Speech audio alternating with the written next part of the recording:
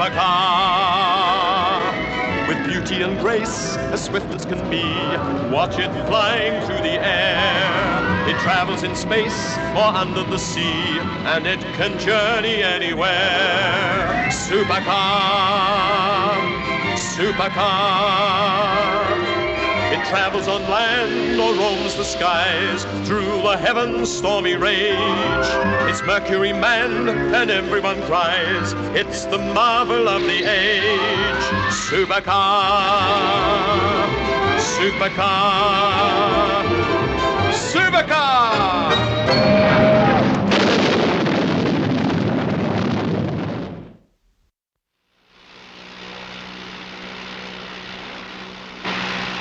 Well, Jimmy, better start looking around for Hudson Field. We'll be back there in about 20 minutes. Gee, I sure do love flying. So does Mitch, I reckon. Well, Jimmy, you still want to be a pilot like your big brother? Sure do. Guess it won't hurt to have two pilots in the family. Hold it. We've got trouble. What's the matter, Bill? Engine's cutting out. We're losing altitude fast. I'll have to ditch. Jimmy, stand by to get that raft out. And brace yourself. Mayday, mayday, mayday. Hudson Field, this is Falcon 26 calling mayday. Engine failure. I'm ditching. Position approximately 30 miles west of Devil's Point. Sea level visibility looks bad. Do you read my position? Over. Roger, organizing helicopter rescue, over. Roger, Hudson Field. Impact in 30 seconds from now. Falcon 26 out.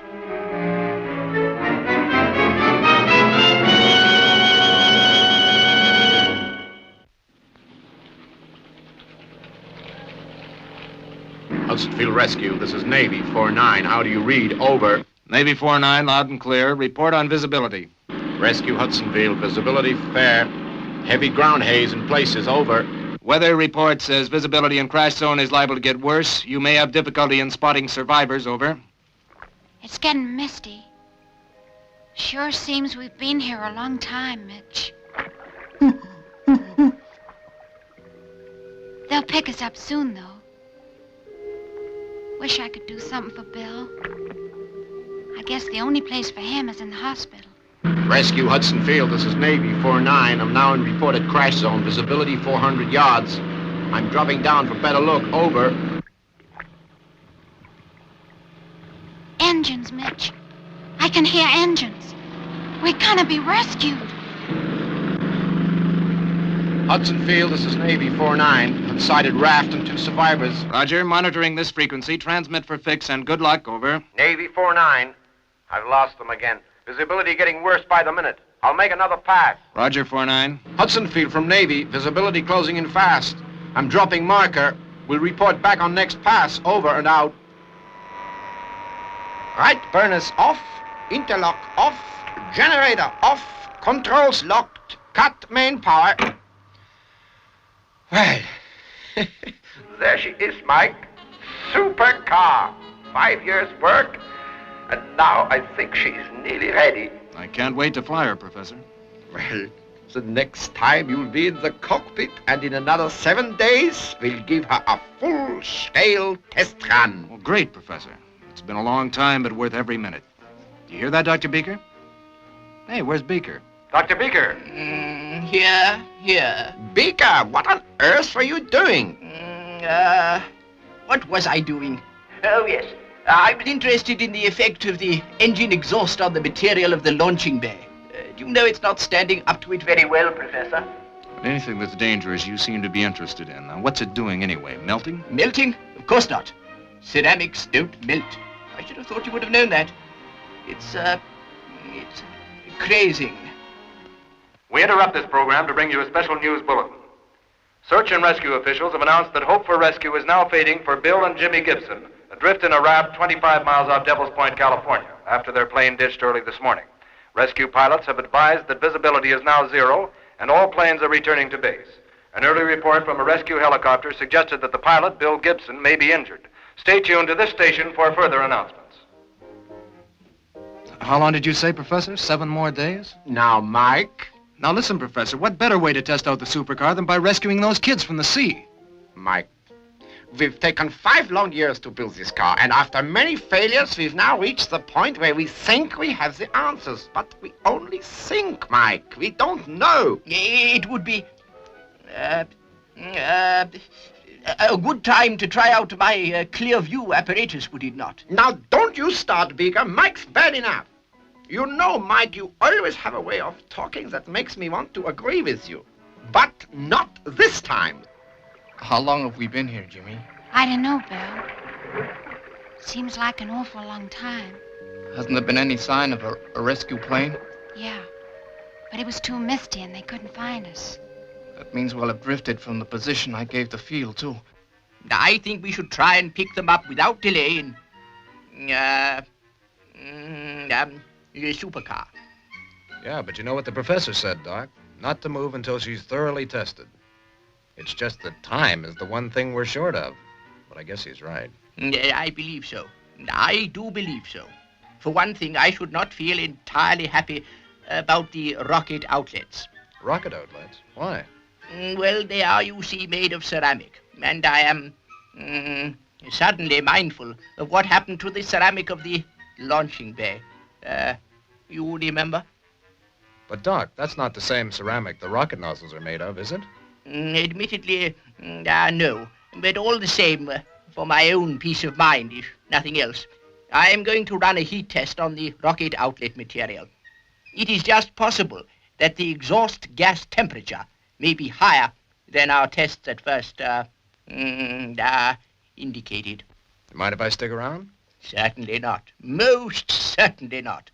We will watch a fragment of the ceramic material being subjected to an extremely high temperature through this dark panel of glass. You see, the glare is likely to be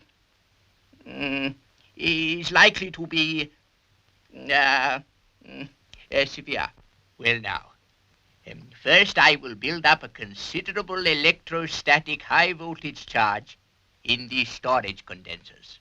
Mm-hmm. It takes a few minutes. The charge must be the precise amount. Why is that? If it were too heavy, in my opinion, and it is only an opinion, there could be an explosion. Thanks. Ah, yes. We are nearly ready.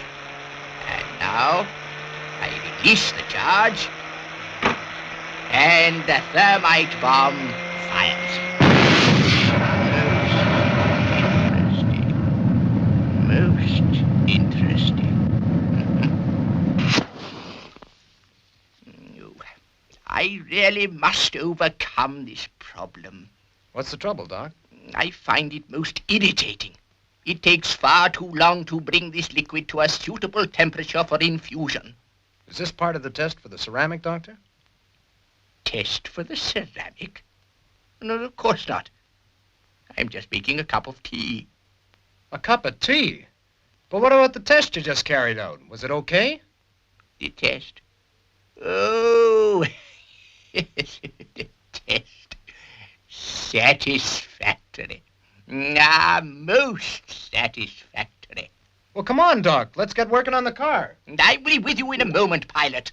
Rome wasn't built in a day, you know. Satisfactory. Most satisfactory. Jimmy, there's an emergency package in the side of the raft. Enough supplies and water to keep us going for a day or so. Okay, Bill. I'll get you a drink of water. Mitch, put that down.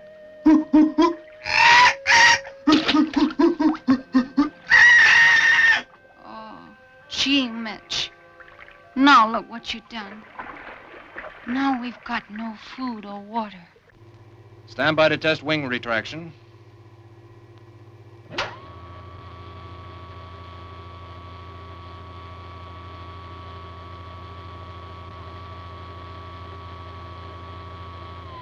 Seems all right, Mike. Got to be sure, though. How about cockpit pressurization? Ready when you are, Professor. Testing cockpit pressurization now. Yeah, that seems okay. Okay by you, Dr. Beaker? Oh, yes, Mike. That seems to be in order. I read 1 atmosphere. Is that what you have, pilot? On the button, Doctor. Well, that is very satisfactory. I'm beginning to think we could run a full-scale flight test in 5 days. What do you think? I'm glad to hear you say that, Professor. But as you say, we've got to be sure. By the way, anything new over the radio? I guess not, Professor. Why? Oh, nothing. I was just wondering whether they've picked up those 2 in the raft yet. That's all. I doubt it. I reckon they must be feeling pretty low by now. Wish Mitch hadn't dropped our emergency pack overboard. Nothing we can do about that. It wasn't his fault. He didn't know. We'll just have to hope the rescue boys turn up soon, that's all. Bill, what about the dye markers? They'd help, wouldn't they? Shall I drop one over? No use in this fog. It'd be all right if it was clear. In fact, if it was clear, we'd stand a better chance all around. This clear view, Gizmo. Should we test it now? Okay with you, Dr. Beaker? Certainly. Most certainly.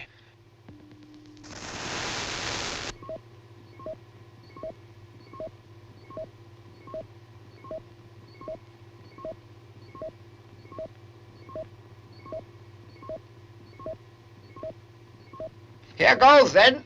Smoke generator on. No smoke.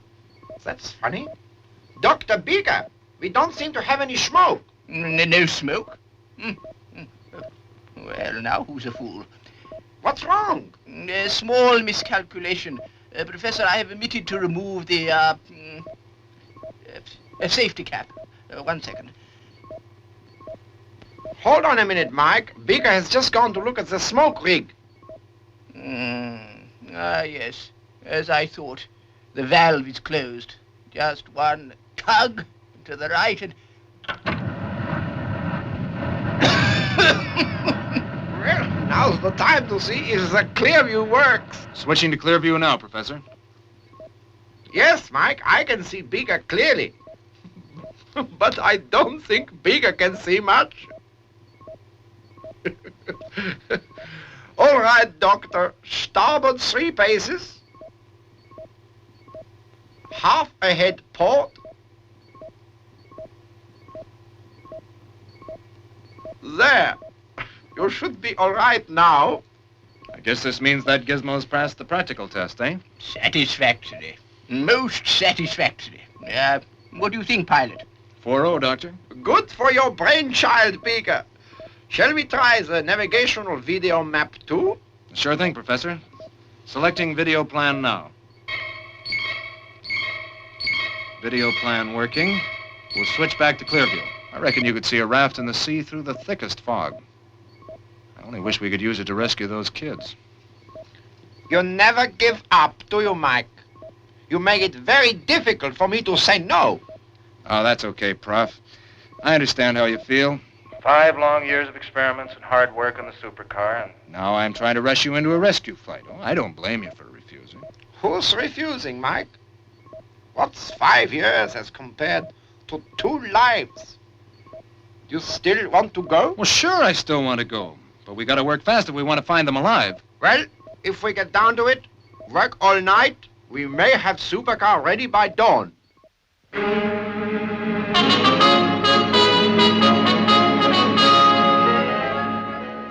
Right, Mike. She's ready. Stand by for takeoff.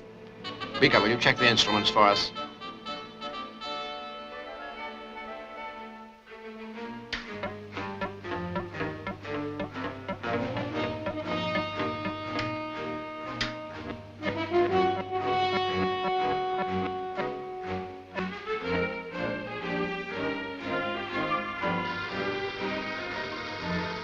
Good luck, Mike.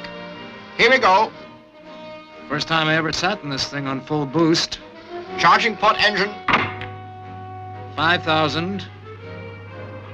7,000. 9,000. 11,000. 13,000. 14,000. 15,000. Interlock on. Correct, Beaker. Will you confirm, please? Yes, indeed. It's all correct here. Fire 1. Charging starboard engine.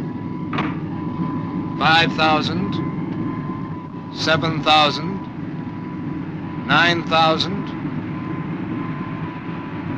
9,500. There's trouble, Professor. I can't hold off much longer. Mike, what does she read now? Still 9.5. I'm switching over to standby. Still reading 9.5. She's overheating. Mike, cut the engines and get out.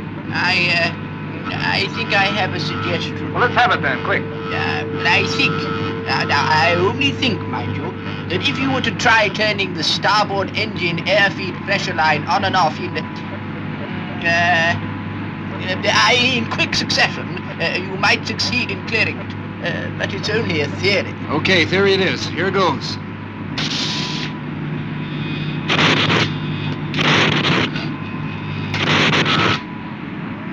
That's done it.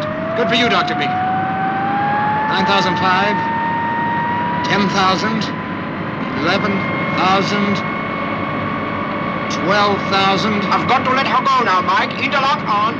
Here's hoping then. Fire 2. Okay, Professor, she's firing nicely. Good.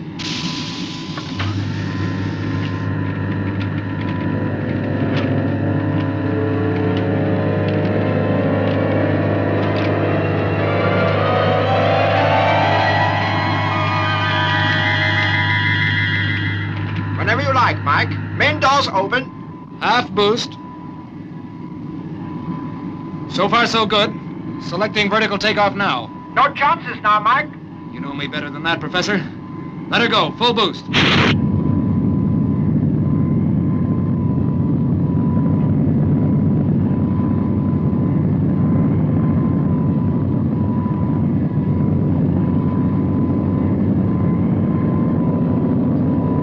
How's she doing, Mike? All right? Unsteady.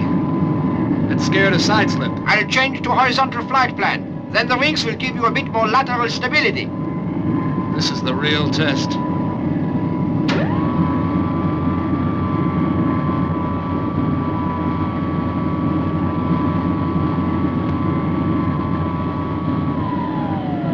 Give her full boost, horizontal.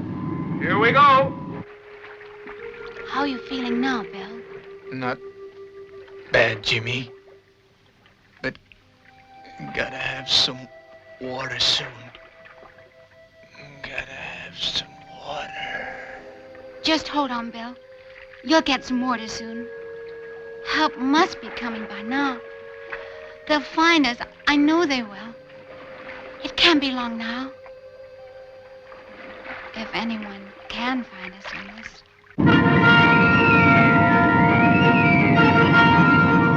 Supercar calling base. Supercar calling base. According to video plan, I'm approaching crash zone. Switching to clear view. Right, Mike. Select wide-angle lens. Can't see anything, Professor. They must have drifted during the night. 30, 32, and 3 east for tidal drift. I make it 195 magnetic for about 5 minutes. Turn on the 195 magnetic, Mike. That's according to Beaker. That's all right by me. He never misses.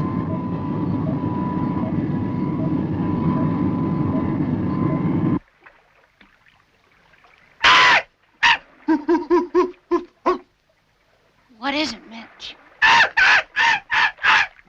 Can you hear an airplane? Gee, Mitch. I can't hear anything. Wait a minute, though. But it's nothing like airplane engines. You're right. There's a noise straight above us. Hey, it's funny. Sounds like something from another world. We must both be dreaming, Mitch. Altitude 1,500 feet. Sunny and clear up here, but heavy fog below me. Am I at your calculated position, Doc? According to my computations, yes. I'll lose a little altitude then. At this height, I could even miss them with the clear view. Cutting horizontal drive. Altitude 1,100 feet. Hey, it's real thick here. No wonder rescue couldn't find them. Switching to clear view now. Watch your monitor, Dr. Beaker, and keep your fingers crossed. There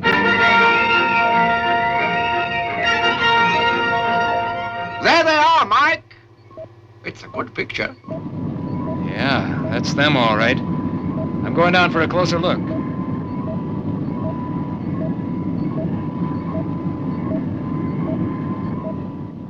Mitch! Mitch! What is it? I'm scared. Supercar to base, now flying in heavy mist, preparing for landing on sea. Beaker, Mike's landing on the sea. Do you think it will be all right? Quickly now, yes or no? In that case, no. Base to Supercar, overshoot. Repeat, overshoot. Roger. Overshooting.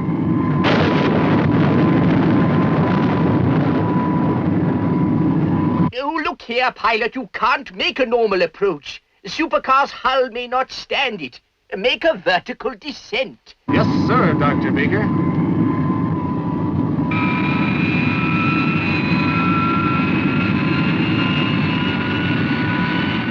There's that noise again, Mitch. My head's going kind of funny, Mitch. Mitch, what's happening? Mitch.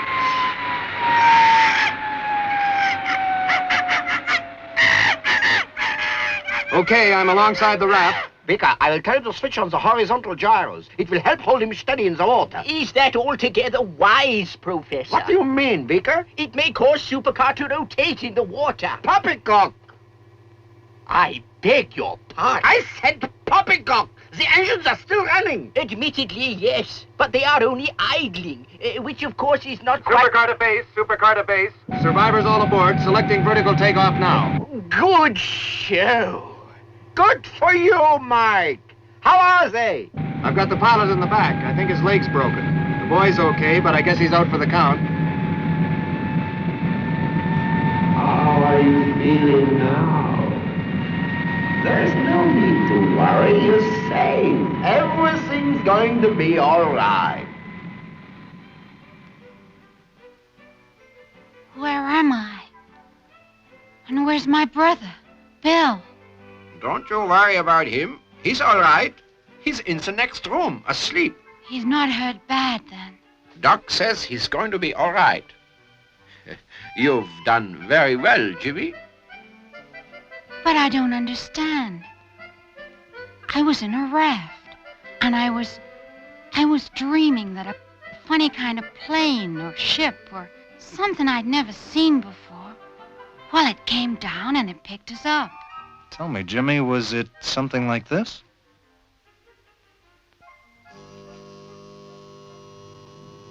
Then it wasn't a dream after all. No, it really happened, all right. The professor here took 5 years to build that. What is it? Well, we call it Supercar. Supercar? Boy, is that it? Yeah, that's it. I'm glad you like it, Jimmy boy, because as soon as you're well enough, you're coming up with me for a ride in it. Thanks. Hey, I almost forgot. Where's Mitch? Hey, you wouldn't by any chance be talking about that monkey, would you? Because if you are, he's okay, too. I sure am glad to hear that. Can I see him? Sure you can. Now, the last time I saw him, he was, I say, you know, there seems to be some sort of chimpanzee loose. Do you know about him, Professor? Really? He's quite extraordinarily intelligent. In some ways, but rather destructive. I believe, now I come to think of it, it's supposed to be characteristic of chimpanzees. Perhaps I shouldn't leave him alone in there. No, sir. Quick, Professor!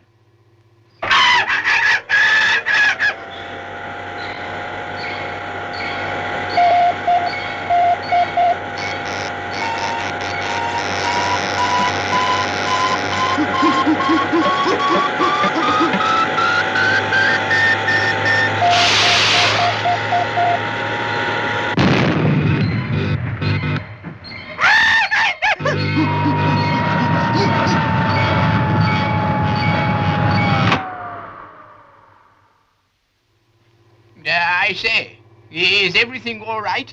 Yeah, Dr. Beaker, everything's under control. It looks as though we've found a co-pilot.